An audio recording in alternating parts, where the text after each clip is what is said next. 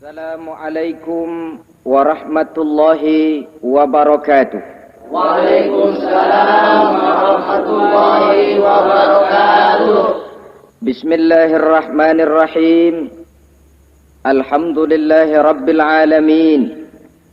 Wassalatu wassalamu ala ashrafil anbiya'i wal mursalin, imamil muttaqin, sayyidil ghurril muhajjalin, Sayyidina wa maulana Muhammadin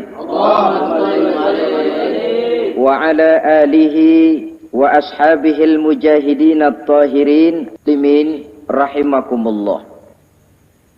Kejadian dan keberadaan kita dalam kehidupan di dunia ini merupakan kejadian dan keberadaan yang terima jadi atau terima beres.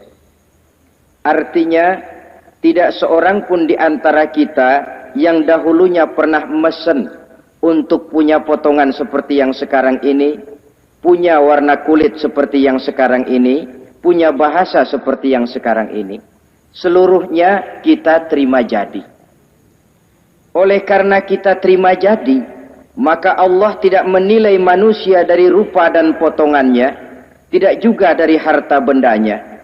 Bersabda Nabi kita, Innallaha la yanzuru ila suwarikum wa amwalikum walakin yanzuru ila qulubikum wa a'malikum. Sesungguhnya Allah Subhanahu wa taala tidak melihat potonganmu, tidak melihat harta bendamu, tetapi yang dilihat dan dinilai oleh Allah Subhanahu wa taala tidak lain adalah hati dan amal perbuatanmu. Kenapa rupanya paras yang cantik tidak dijadikan penilaian utama oleh agama? Pertama, karena yang namanya cantik adalah relatif. Tergantung siapa yang memandang. Yang menurut saya cantik, menurut saudara belum tentu cantik. Dan yang menurut saudara cantik, menurut saya mungkin jelek, enggak ketulungan. Oleh karenanya, di kalangan para ahli cinta ada perbedaan pendapat. Sebenarnya cantik yang bikin orang jatuh cinta atau cinta yang menyebabkan orang jadi cantik. Dua-duanya bisa saja terjadi. Mungkin karena cantik orang lalu jatuh cinta, mungkin sudah kadong cinta biar gempor cantik juga. Tapi yang jelas cantik adalah relatif. Yang kedua, cantik itu temporer, berubah oleh pergeseran masa dan pertukaran waktu. Tidak ada orang makin ke ujung makin cantik. Sekarang dia sedang sweet 17-an, umur 17-an, of course cantik bukan alang kepala. Seluruh yang ada dalam dirinya menjadi syair di kalangan para remaja. Rambutnya katanya ikal berderai, pipinya bakpao dilayang, lalu janggutnya katanya macam lebah bergantung, alisnya macam semut beriring. Kalau dia senyum orang pada lemes. Itu sekarang 2, 30, 40 tahun yang akan datang, kalau dia senyum mungkin orang lari semua. Cantik itu temporer. Dan yang ketiga, di atas langit masih ada langit lagi. Di atas yang kita anggap cantik, rupanya masih ada yang lebih cantik lagi. Oleh karena itu, penilaian inti dari agama bukan soal potongan, bukan soal harta benda, tapi hati dan amal perbuatan. Alangkah lebih idealnya lagi kalau hati yang baik dan perbuatan yang baik berada pada rupa yang elok juga. Inilah yang dinamakan kecantikan zahir dan batin. Dan ini yang dimiliki oleh Nabi Allah Yusuf alaihi salam yang akan kita bicarakan pada pertemuan kita kali ini. Pantas kalau pada saat kita berdiri di muka cermin, disunahkan kita membaca doa seperti yang diajarkan Nabi. Allahumma kama hassanta khalqi fahassin khuluqi. Ya Allah, sebagaimana telah engkau baguskan rupaku, baguskan juga kiranya akhlak dan budi pekertiku. Supaya kecantikan zahir diiringi dengan kecantikan batin. So apa gunanya zahir yang cantik kalau batinnya berbahaya? Itu yang orang bilang, apa guna katanya berkain batik kalau tidak dengan kebaya? Apa guna berparas cantik kalau melulu bawa bahaya? Saudara-saudara yang saya hormati, Nabi Yusuf alaihi salam diberikan oleh Allah ketampanan zahir dan batin. Artinya, zahirnya beliau memang tampan, batinnya pun memang beliau adalah baik. Dan inilah kebaikan yang berlipat ganda. Kadang-kadang ada orang yang tampangnya sederhana saja, tapi batinnya baik. Itu lebih baik ketimbang yang zahir dan penampilannya baik, tapi batinnya rusak. Maka kebaikan yang dianugerahkan Allah dalam kehidupan ini sesungguhnya bukan untuk to show only. Bukan cuma untuk sekedar dipamerkan, jadi kebanggaan. Macam kontes ratu-ratuan yang manfaatnya hampir tidak ada. Kecantikan untuk disyukuri.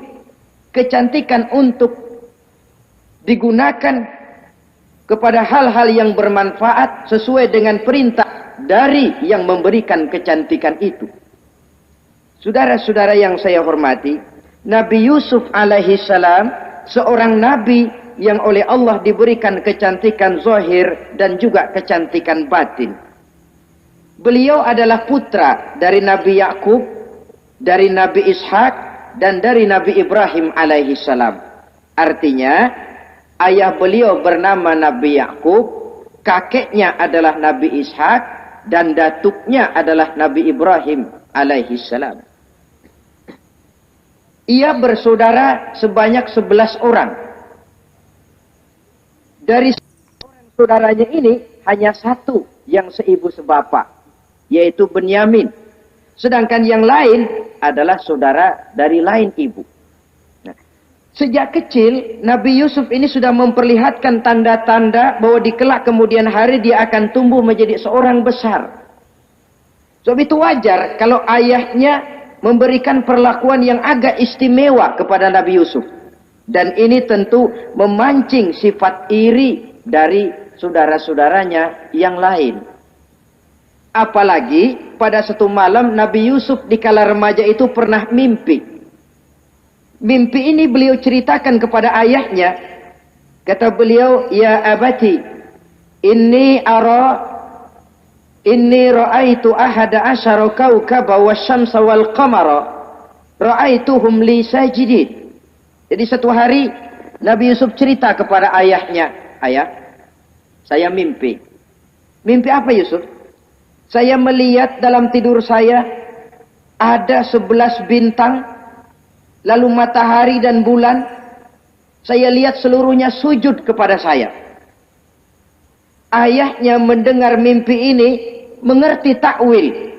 Lalu pesan kepada Nabi Yusuf, "Yusuf, mimpi ini jangan kau ceritakan kepada saudara-saudaramu. Mereka sudah punya pandangan yang tidak baik kepada dirimu. Kalau ini kau ceritakan, mungkin akan membahayakan bagi dirimu." Sebab rupanya, saudara-saudaranya yang lain ini iri hati kepada Nabi Yusuf. Yang memiliki keistimewaan dan mendapat perhatian istimewa juga dari orang tuanya. Saudara, kita tahu ini sesuatu yang wajar dalam kehidupan. Pepatah bilang, "Likulli zi ni'matin mahsudun." Tiap kali kita mendapat suatu nikmat, bakal ada orang yang hasud. Iri hati, dengki. Itu watak kehidupan. Kalau kita jatuh miskin, orang tepuk tangan. Kalau kita jadi kaya, orang tanya berdukun kemana. Wajar saja. Likulli zi ni'matin mahsudun. Tiap kali kita mendapat suatu nikmat, tentu ada yang hasud, ada yang iri, ada yang tidak senang. Begitu juga halnya dengan saudara-saudara Nabi Yusuf alaihi salam. Dan watak iri hati ini tidak cuma tinggal iri hati, mereka buktikan lewat tindakan konkret. Suatu hari mereka musyawarah, saudara-saudara yang iri ini. Saudara-saudara, bapak kita nggak adil. Masa Yusuf mendapat perlakuan istimewa? Wa nahnu usbah, sedangkan kita ini golongan yang lebih besar. Dari 12 orang anaknya, masa cuma satu Yusuf yang mendapat perlakuan lebih istimewa? Kita ini yang 11 dianggap angin apa? Nggak adil abah kita ini. Iya, tapi caranya bagaimana? Apa kita omelin bapak? Jangan. Habis Yusuf singkirin. Kalau Yusuf nggak ada, kan anaknya tinggal kita. Praktis perhatiannya seluruhnya akan tercurah kepada kita. Nah, saya ingatkan, bahwa hasud sering mendorong orang untuk melakukan segala macam cara. Artinya, orang itu kalau sudah dibakar sifat dengki, iri hati, dia rela melakukan apa saja. Pertama, agar nikmat yang ada pada diri orang lain hilang. Yang kedua, supaya nikmat itu pindah kepada dirinya.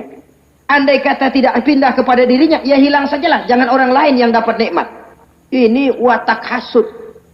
Ingin nikmat orang lain pindah kepada dirinya, atau hilang walaupun tidak pindah kepada dirinya, tapi yang bersangkutan tidak lagi mendapat nikmat. Untuk itu segala macam cara akan dilaksanakan. Ini dicontohkan dari usaha yang dilaksanakan oleh saudara-saudara Nabi Yusuf alaihissalam. Oke, setuju, kita singkirkan Yusuf. Tapi caranya bagaimana? Gampang. Bunuh saja. Kalau bunuh sih rasa-rasanya tidak sampai hati membunuh Yusuf. Lalu bagaimana? Kita kucilkan saja dia. Kita asingkan dari sini, kita buang jauh-jauh supaya dia tidak ada lagi kelihatan dalam pandangan Abah. Kalau dia sudah tidak ada dalam pandangan Abah, yang dilihat cuma kita dan seluruh kasih sayangnya akan tercurah kepada kita semua. Nah, setujulah kalau itu. Caranya nanti kita atur belakangan. Jadi satu hari permisilah saudara-saudaranya ini kepada Nabi Yakub. Abah, kami permisi mau pergi main-main dan Yusuf akan kami ajak. Kata Nabi Yakub, saya khawatir. Nabi Yakub sudah melihat gelagat yang tidak baik, sudah ada semacam firasat. Saya khawatir kalau Yusuf kau bawa, nanti dia akan kena celaka atau dimakan oleh serigala, sedangkan kamu nanti akan lalai. Kata anak-anak yang lain, percaya dah Pak, saya akan jaga. Saya kan saudaranya, masa tega membiarkan Yusuf celaka atau dimakan serigala. Pokoknya aman, sip dah.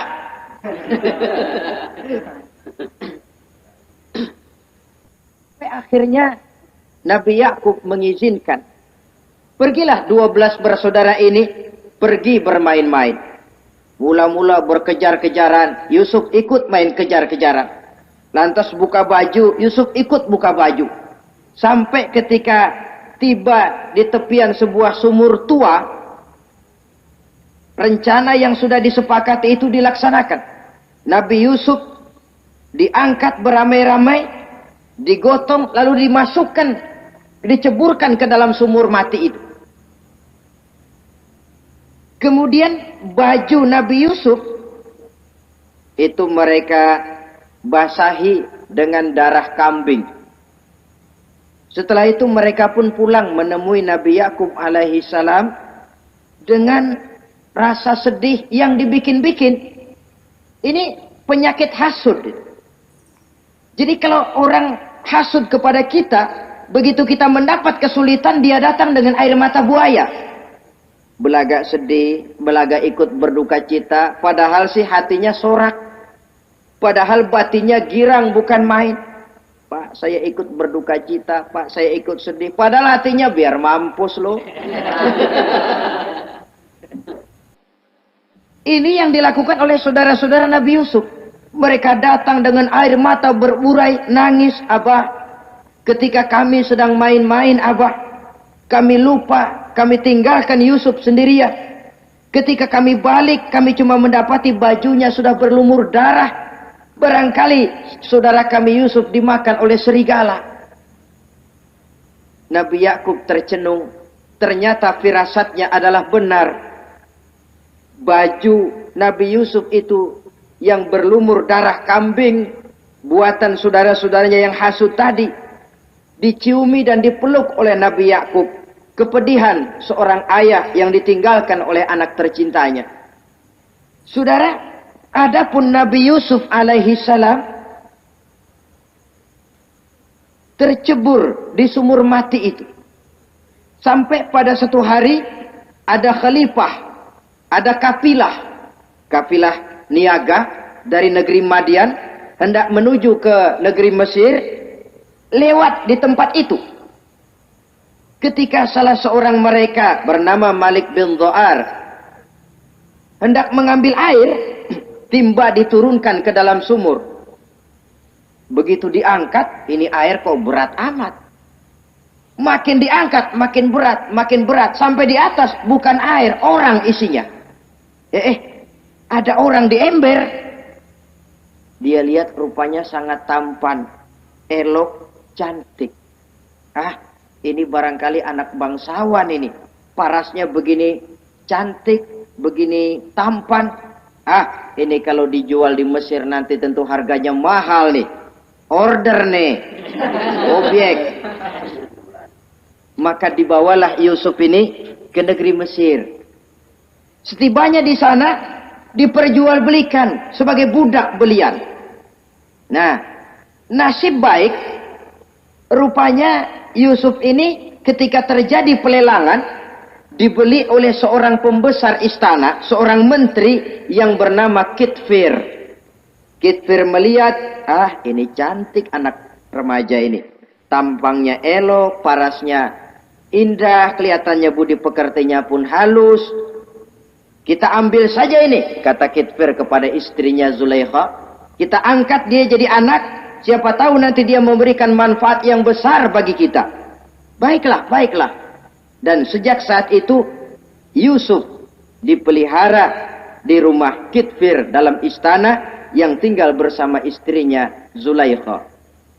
Menurut satu riwayat, 10 tahun lamanya Nabi Yusuf tinggal di tempat Kitfir.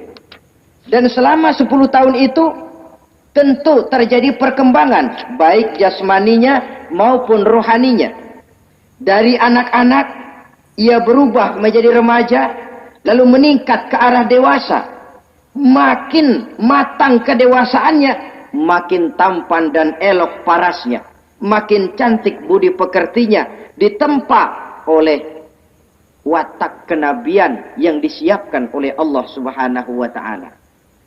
Sehingga tidak heran ketampanan Nabi Yusuf ini lalu jadi buah bibir di kalangan istana.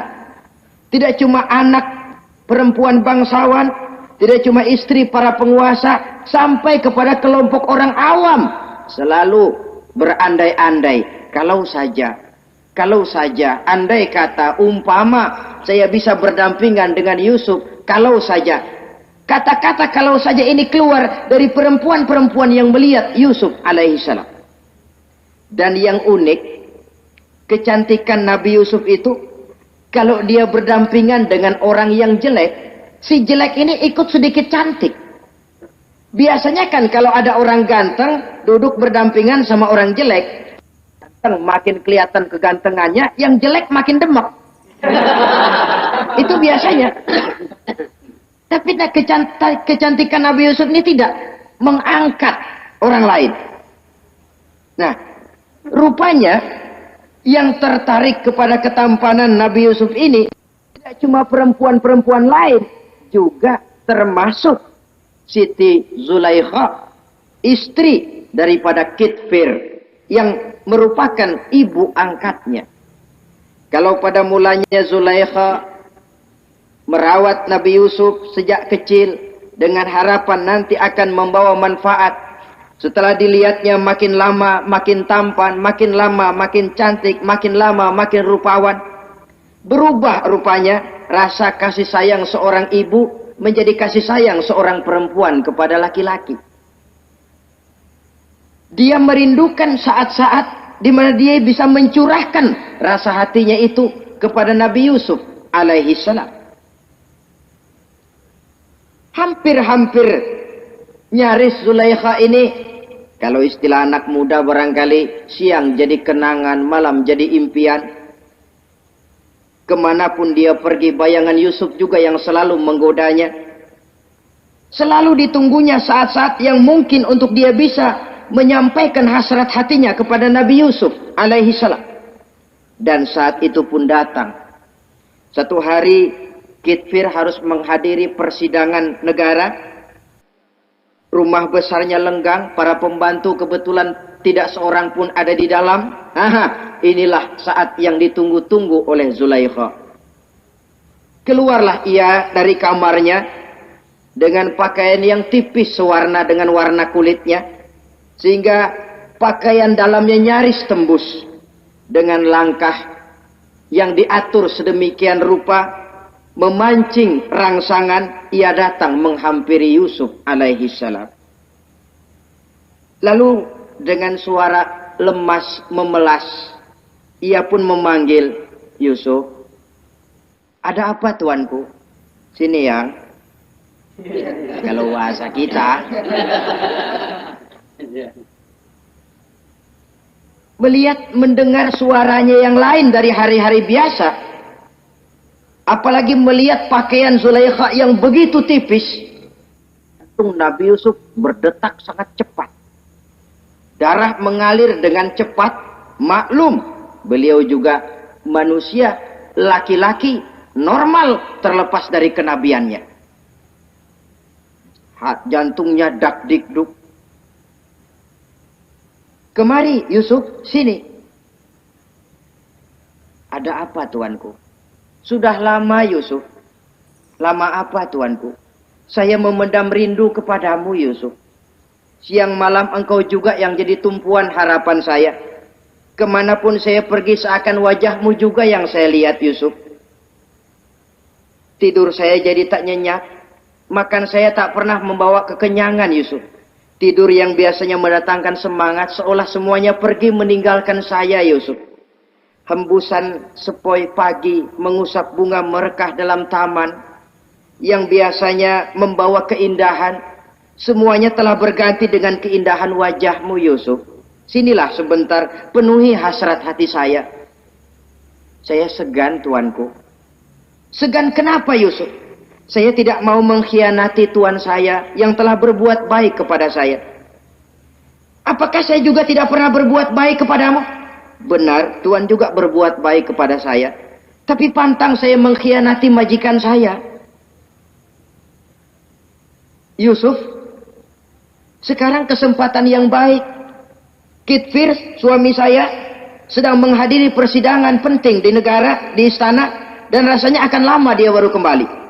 Sementara para pembantu kita tidak ada di sini. Saya malu tuanku, saya segan.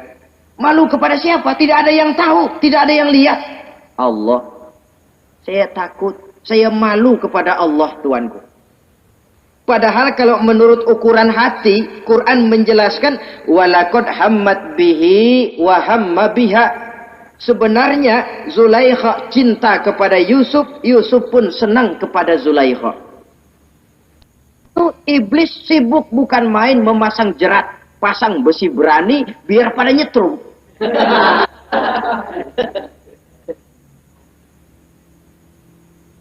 Zulaikha senang Yusuf, Yusuf sebenarnya pun secara manusiawi menyenangi Zulaikha. Walaula an ra'a burhana rabbih. Tapi Yusuf ketika itu melihat larangan Allah, peringatan Allah. Seolah-olah dia lihat Allah mengatakan, Yusuf, ini letter S. Dilarang parkir di sini. Menurut satu riwayat, Nabi Yusuf melihat ayahnya, Nabi Yakub, melambai-lambaikan tangan menyetop. Seolah-olah melarang dia meneruskan langkahnya. Riwayat lain menjelaskan, seolah-olah Nabi Yusuf dibisiki oleh malaikat Jibril. Yusuf, kalau kamu kalah sekarang, kamu sama saja gajah kemasukan semut di kupingnya terus mati. Tapi kalau kamu menang, kamu adalah gajah yang tidak terkalahkan. Ada semut mati oleh, ada gajah mati oleh semut. Alangkah memalukan. Binatang yang begitu besar jatuh hanya oleh binatang yang begitu kecil. Artinya apa? Kau akan jadi orang besar Yusuf. Apakah harus gagal dan jatuh cuma karena bujuk rayu seorang perempuan macam ini? Satu riwayat menjelaskan semacam itu. Sehingga mantap Yusuf, maaf tuanku, saya malu kepada manusia, saya malu kepada majikan, tapi saya lebih malu lagi kepada Allah. Saat ini majikan tidak tahu, orang seorang pun tidak ada yang lihat, tapi Allah pasti lihat. Itu yang saya malu. Ah Yusuf, jangan sok kalem. Mumpung situasi mengizinkan, mubazir nih. Zulaikha pun berangkat pergi ke tempat pembaringan, ke tempat tidur. Lalu dengan pose yang merangsang, aduhai, melambai-lambaikan tangannya, hai talak, Yusuf sini, Yusuf kemari. Nabi Yusuf dipelihara oleh Allah. Ketika Nabi Yusuf tetap menampakkan keengganannya, Zulaikha jadi berang. Ya namanya istri pembesar ditolak oleh anak muda yang menurut penilaian dia nggak ada apa-apanya. Lu kan kecemplung di sumur, gua pungutin. Cuma sekedar segini aja nggak mau nurutin, kebangetan amat. Bukan Zulaikha kalau nggak nekat. Dia bangun dari pembaringannya, gemes, dia hampiri Yusuf. Kalau cara kita diunyeng Yusuf itu. Dipaksa Nabi Yusuf berlari ke arah pintu, ditarik bajunya dari belakang oleh Zulaikha, sobek belakang bajunya ini.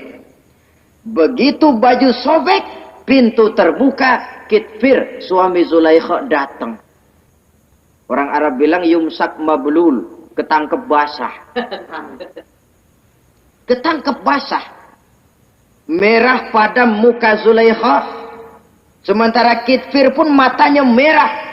Tapi Nabi Yusuf tenang-tenang saja. Ya wong nggak salah, tenang-tenang saja Nabi Yusuf. Bukan tenang karena pengalaman, tenang karena memang tidak berbuat yang negatif. Kadang-kadang ada juga yang tenang tapi pengalaman. Oh buaya itu. Kita ketahuan kepentok, ketangkep hansip, anteng aja. Itu bukan nggak salah, badak. Nabi Yusuf tenang karena memang tidak berbuat salah apapun. Nabi Yusuf tenang karena yakin dirinya benar. Sehingga mantap menghadapi kedatangan Kitfir yang sangat tiba-tiba itu. Adapun Zulaikha, ketika melihat suaminya berdiri di muka pintu, cepat-cepat dia berubah siasat. Inilah salah satu kelihayan makhluk bernama perempuan. Dia pandai bersalin rupa, dia pandai bermain minyak di atas air. Melihat suaminya datang, roman mukanya pun menjadi sedih, air mata berurai membasahi pipi. Papa, katanya. Apa balasan bagi orang yang mau menistakan istri papa? Maksudmu apa, Zulaikha? Yusuf gile. Dia mencari kesempatan dalam kesempitan. Dia mau menodai kehormatan saya. Dia hendak memperkosa saya. Kata Nabi Yusuf, bukan saya, Tuan. Saya enggak. Yang benar Yusuf, enggak. Zulaikha yang memaksa saya. Betul Zulaikha, tidak, Yusuf yang memaksa saya. Sampai akhirnya salah seorang dari isi rumah itu memberikan jalan keluar. Tuan Kitfir, begini saja. Sulit memang untuk dilacak kebenarannya, cuma periksa saja baju Yusuf. Kalau bajunya sobek di belakang, Yusuf benar, Zulaikha salah. Kalau baju Yusuf sobeknya di depan, Zulaikha yang benar, Yusuf yang salah. Nah, apa artinya itu? Kalau bajunya sobek di belakang kan artinya Yusuf kabur, ditarik dari belakang. Tapi kalau bajunya sobek di depan, itu artinya Zulaikha nyakar-nyakarin baju Yusuf dari depan. Lihat saja, pokoknya kalau bajunya sobek di belakang, Yusuf benar, Zulaikha salah. Kalau baju Yusuf sobek di depan, Yusuf salah, Zulaikha benar. Ketika diperiksa, dicek bajunya, betul sobek di belakang. Artinya Yusuf benar, Zulaikha yang salah. Kata Kitfir, Zulaikha, jelas sudah bagaimana kejadian yang sebenarnya. Oleh karena itu, bertaubatlah kamu kepada Allah. Dan kau Yusuf, jangan ceritakan peristiwa aib ini kepada siapapun. Untuk menjaga nama baik kita bersama. Baik Tuan. Saudara-saudara kaum muslimin yang saya hormati.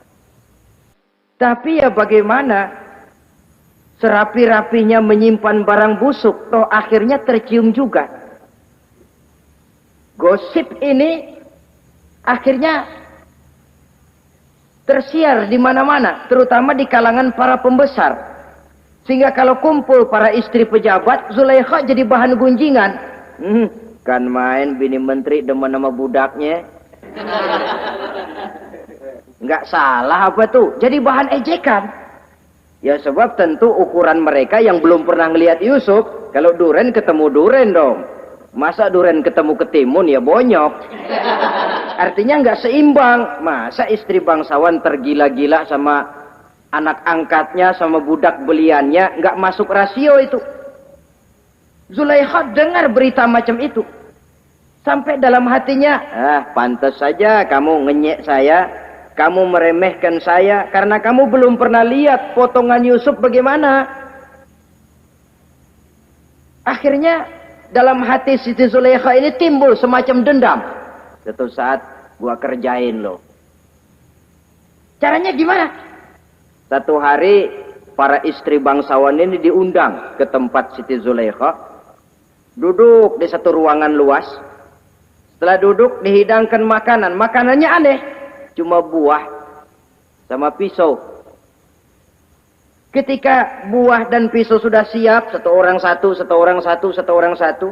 Ketika mereka sedang mengupas itu, Zulaikha berkata kepada Nabi Yusuf, Yusuf, kau jalan dari sini ke sana, melintas kayak peragawati gitu.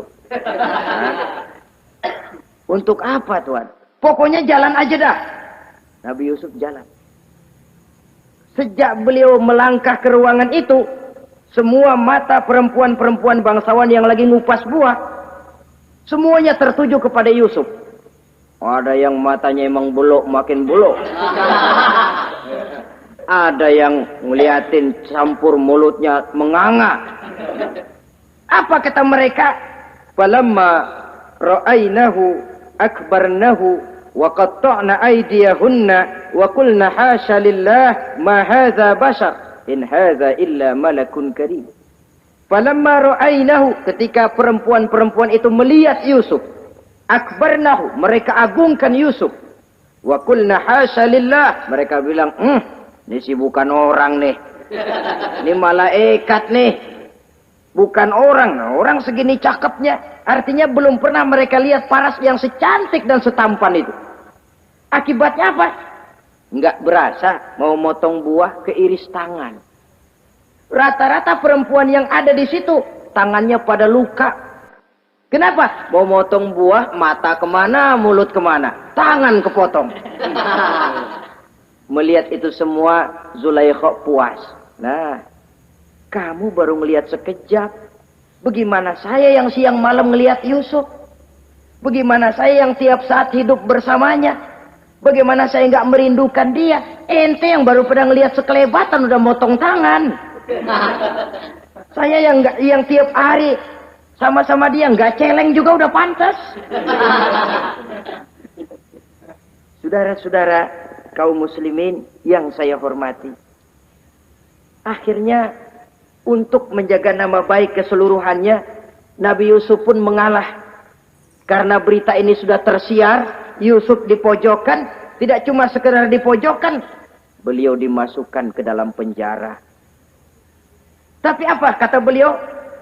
Rabbis sijnu ahabbu ilayya mimma yad'unani ilai. Ya Allah, kalau memang karena resiko penolakan saya terhadap ajakan Zulaikha menyebabkan saya harus masuk penjara, penjara lebih saya sukai, penjara lebih saya cintai ketimbang ikut kemauan Zulaikha.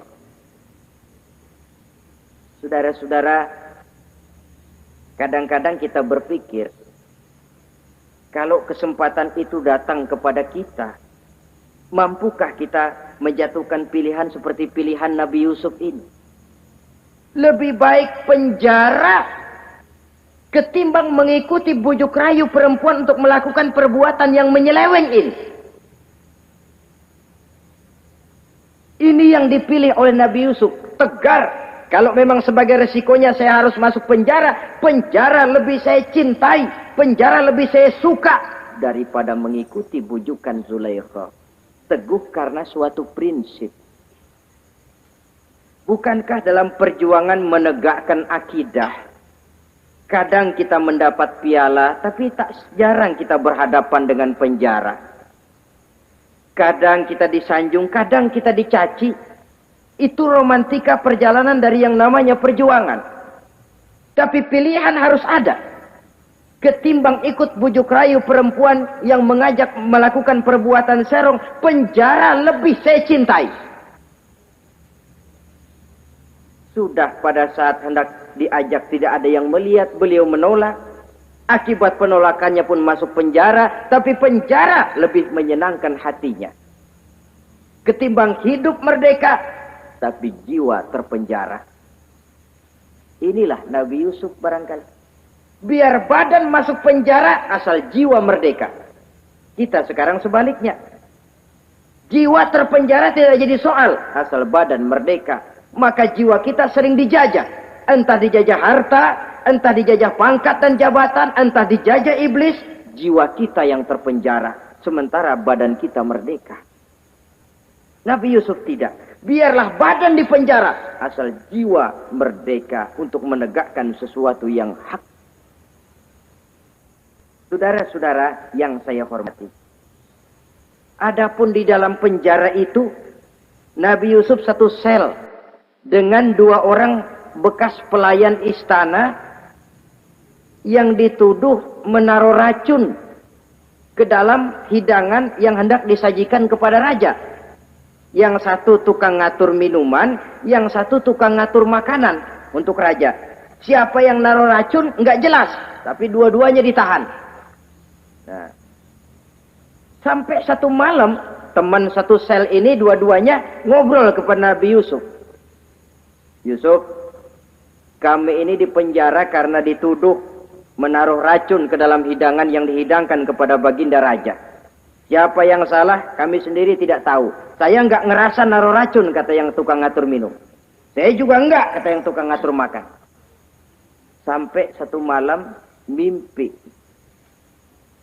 Mimpi itu diceritakan kepada Nabi Yusuf. Kata yang tukang ngatur minuman, Yusuf, saya mimpi. Saya memeras anggur, lalu menghidangkannya kepada baginda raja. Apa arti mimpi saya? Kata yang tukang hidangin makanan, kalau saya Yusuf, saya ngimpi menjunjung roti di atas kepala saya, itu roti dipatokin burung. Apa arti mimpi saya? Saudara-saudara, Nabi Yusuf tersenyum. Adapun kamu yang mimpi memerah anggur, kamu akan keluar dari penjara bebas dan akan kerja lagi di istana. Adapun kamu yang mimpi menjunjung roti dipatokin burung, kamu akan dihukum mati, disalib dan kepalamu akan dipatokin oleh burung. Ini tukang roti ngotot, bisa aja lu ah. Ya lempengan apa ramalannya? Ya bukan soal bisa nggak bisa, lihat aja kenyataannya. Cuma kepada kamu yang tukang ngatur minuman, saya pesan, kalau nanti kamu bebas kembali di istana raja, tolong ceritakan ihwal saya kepada baginda raja ini. Saya mendekam di penjara ini tanpa berbuat salah apapun. Baik, insya Allah Yusuf.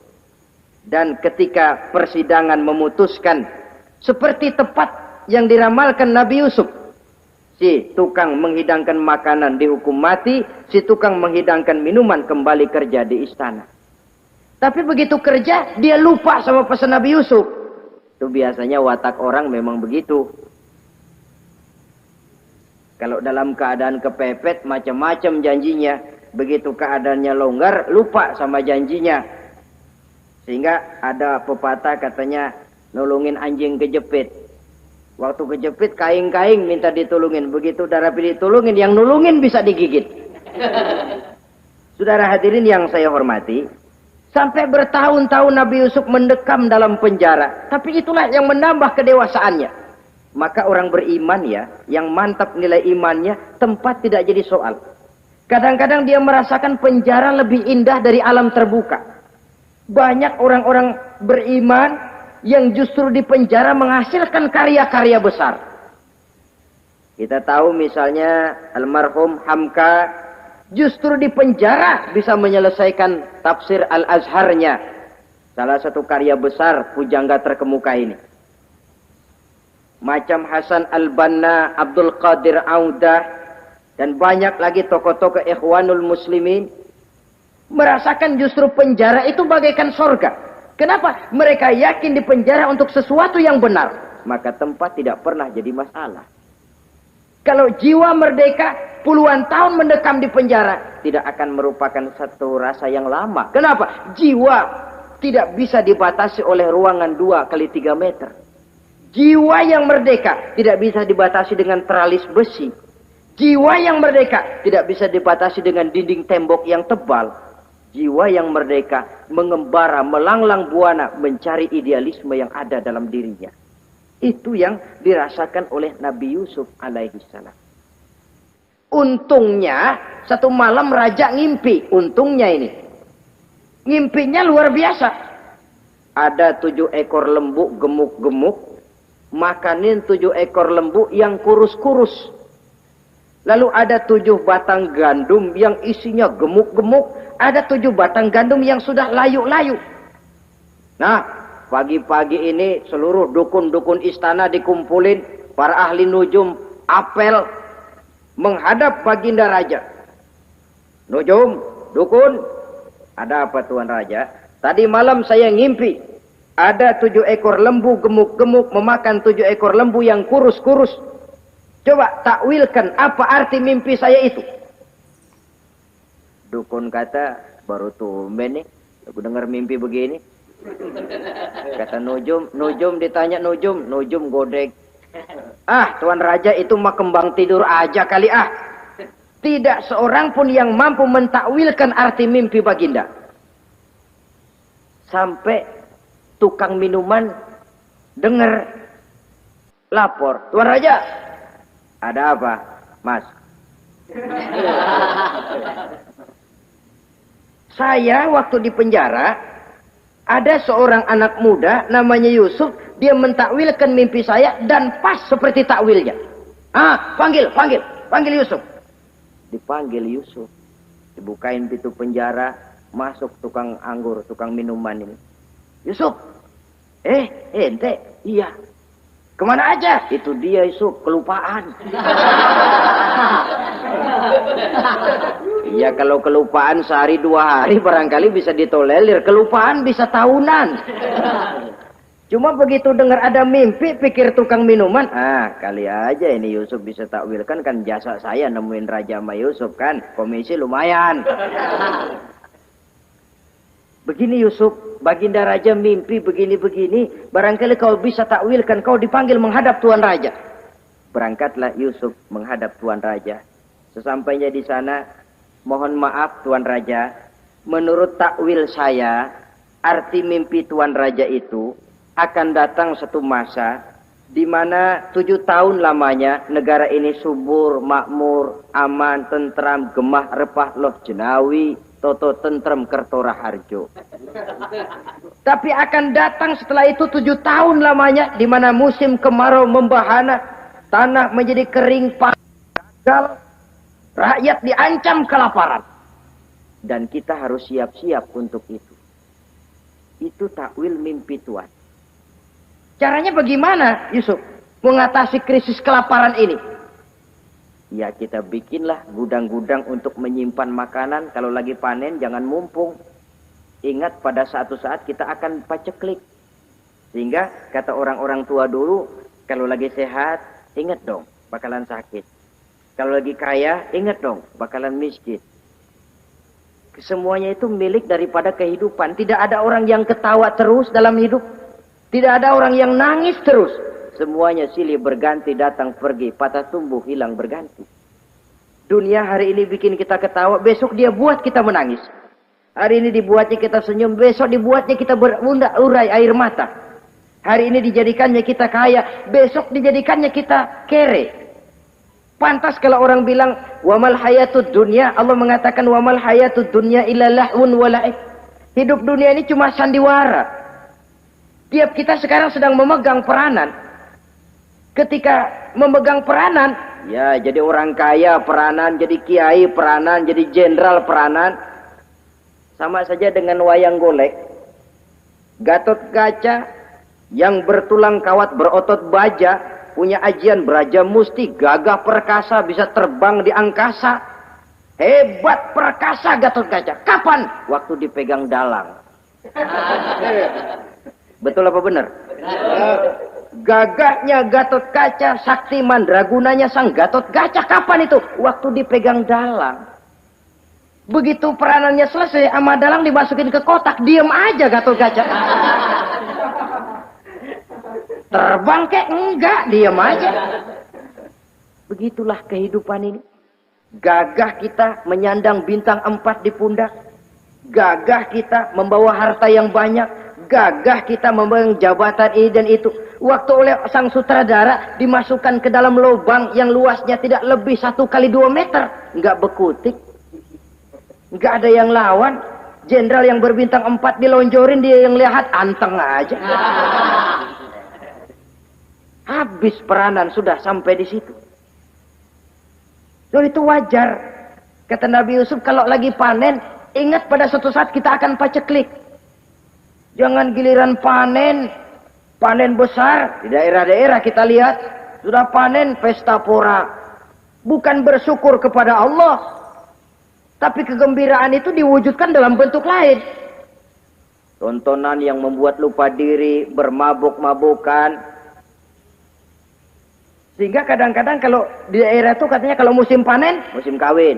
Musim paceklik, musim cerai. Saudara-saudara kaum muslimin yang saya hormati. Karena itu, dalam satu hadis Nabi ingatkan, ta'arraf ilallah firraha ya'rifka fisyiddah. Ingatlah kepada Allah di waktu kamu senang, supaya Allah ingat kepadamu waktu kamu susah. Kalau waktu senang kita lupa kepada Allah, ya wajar. Kalau waktu susah, Allah juga lupain kita. Dalam terjemahannya dengan kehidupan beragama, wa man a'rada an zikri fa inna lahu ma'isyatan dhanka wa nahsyuruhu yaumal qiyamati a'ma. Siapa yang berpaling daripada peringatanku, kata Allah, aku akan berikan dia penghidupan dan kehidupan yang sempit. Sempit itu apa lalu tidak punya duit? Punya duit. Apa tidak punya harta? Banyak harta. Tapi banyaknya harta, tumpukan duit tidak membuat hatinya makin luas. Tidak membuat hidupnya makin lapang. Sempit, sempit, dan sempit. Itu azab. Yang paling celaka, wa nahsyuruhu yaumal qiyamati a'ma. Di akhirat kami kumpulkan dia bersama orang-orang buta. Allahu Akbar. Di padang mahsyar, dikala orang sibuk, pusing dengan urusan masing-masing, buta lagi. Yang enggak buta aja pusing. Mereka teriak-teriak, qala rabbi lima hasyartani a'ma wa qad kuntu basira. Ya Allah, kenapa kami buta padahal waktu di dunia kami melihat? Allah jawabnya enak aja. Kadzalika atatka ayatuna fanasitaha wa kadzalikal yauma tunsa. Rasain dulu. Dulu waktu di dunia datang peringatanku pada belaga pilon, kamu lupakan, sekarang juga pantas kamu dilupakan. Waktu susah kamu lupa, waktu senang kamu lupa Allah. Waktu susah juga pantas kamu dilupakan Allah. Waktu di dunia kau berpaling dari peringatan Allah. Kalau sekarang Allah berpaling kepadamu juga adil. Walaupun kalau Allah mau tidak berpaling juga adil. Sebab Allah itu mutlak. Tidak ada yang membatasi apa yang dimaui oleh Allah. Saudara-saudara kaum muslimin, itu pesan Nabi Yusuf. Bikin gudang yang besar, simpan bahan makanan untuk persediaan musim kemarau. Kalau begitu sekalian aja deh Yusuf. Sekalian bagaimana Tuan Raja? Kau saya angkat jadi menteri urusan makanan dan urusan kemakmuran. Tuan Raja, apa enggak terburu-buru? Kau bisa mentakwilkan mimpi saya, bahkan kau bisa mencari jalan keluar. Ini sudah sesuatu yang menguntungkan Yusuf. Mencari jalan keluar ini pemikiran yang menteri saya belum bisa berpikir kayak kamu. Sudah, kau pegang jabatan ini. Nabi Yusuf tidak minta, diberikan. Dan memang ada pesan, jangan memberikan jabatan kepada orang yang meminta.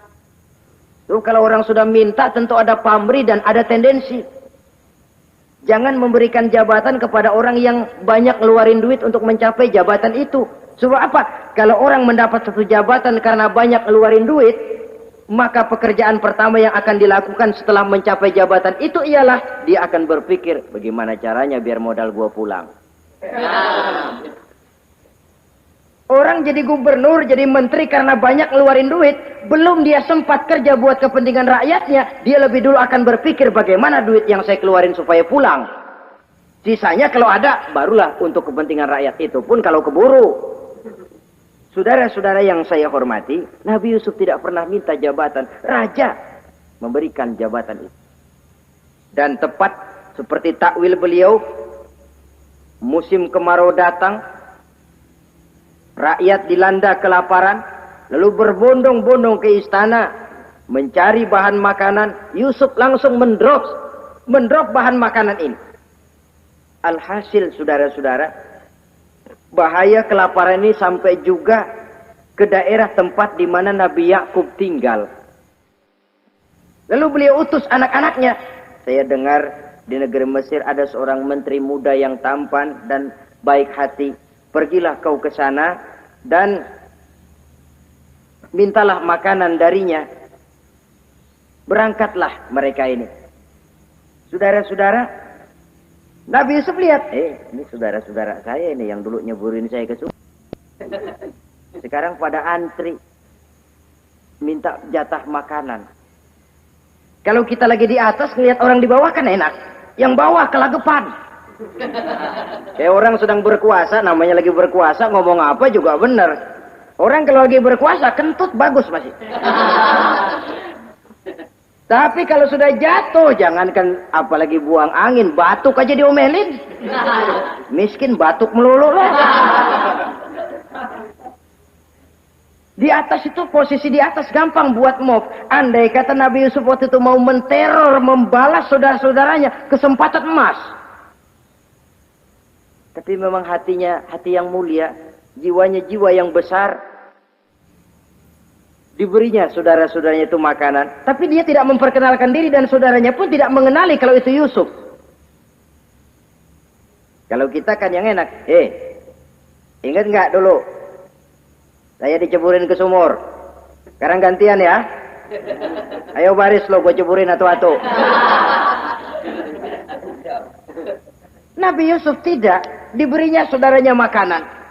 Lalu pesan, lain kali kalau kemari lagi mau mengambil makanan, saudaramu yang namanya Benyamin bawa ke sini. Tanpa dia saya nggak mau ngasih makanan lagi. Ya sudah, pulang saudara-saudaranya ini lapor kepada Nabi Yakub. Abah, itu menteri pesan kalau kamu mau ngambil makanan lagi Benyamin harus dibawa. Kalau nggak dibawa kami nggak akan dikasih makanan. Nabi Yakub curiga lagi. Dulu Yusuf hilang. Sekarang nih Benyamin ini saudara sekandung Nabi Yusuf. Kalau yang lain satu bapak lain ibu. Tapi dengan Benyamin ini satu ibu satu bapak. Ini Benyamin mau digituin lagi. Bagaimana? Pokoknya Pak, yang dulu-dulu kami udah tobat dah. Sekarang mah bener-bener banget dah nih. Biasanya sekali lancung ke ujian itu, seumur hidup orang nggak percaya. Sampai akhirnya Benyamin pun dibawa ke sana. Saudara-saudara yang saya hormati, terjadilah pertemuan Yusuf dengan Benyamin. Dan akhirnya saudara-saudaranya ini dijelaskan siapa menteri itu sebenarnya, diminta menjemput Nabi Yakub. Bertemulah Nabi Yusuf dengan ayahnya Nabi Yakub alaihissalam. Adapun Kitfir sudah lama meninggal, Zulaikha pun sudah menjadi janda. Namun dalam jandanya dia tetap merindukan Yusuf siang dan malam. Didambakannya kapan saat pertemuan akan terjadi. Sampai ketika satu hari didengarnya Yusuf akan meninjau satu daerah, dia sudah diri paling depan. Ketika Yusuf lewat, dia nyindir dengan katanya, Maha suci Allah yang memuliakan orang yang takwa dan menghinakan orang yang berdosa. Merasa ada sindiran, Yusuf nengok. Zulaikha kan? Iya Yusuf. Kitfir bagaimana? Sudah meninggal. Lalu keperluanmu apa sekarang? Saya cuma memerlukan engkau Yusuf. Saudara-saudara, Nabi Yusuf akhirnya kawin dengan Zulaikha yang cantik, menawan. Dan rupanya setelah kawin itulah Nabi Yusuf baru tahu bahwa Kitfir ternyata tidak bisa berfungsi sebagai suami. Dengan kata lain, puluhan tahun Zulaikha kawin dengan Kitfir tetap perawan. Utuh. Awet. Rupanya Kitfir liwat terus dan numpang liwat, nggak pernah mampir. Dan sejak saat itu berbahagialah Nabi Yusuf dengan Siti Zulaikha. Kita ambil hikmah dari riwayat singkat ini. Pertama, kecantikan zohir lebih penting, kecantikan batin lebih penting dari kecantikan zohir. Alangkah lebih baik lagi kalau kecantikan zohir itu berpadu dengan kecantikan batin. Karena dalam pandangan Islam, Allah tidak menilai manusia dari rupa dan harta, tetapi dari hati dan amal perbuatan. Yang kedua, bahwa ujian dan cobaan yang diterima Nabi Yusuf tetapi dihadapi dengan ketabahan, pada akhirnya menghasilkan kebahagiaan. Kebahagiaan dunia dan kebahagiaan akhirat. Inilah saja pertemuan yang singkat ini. Mudah-mudahan ada manfaatnya. Terima kasih atas segala perhatian. Mohon maaf atas segala kekurangan. Wassalamualaikum warahmatullahi wabarakatuh.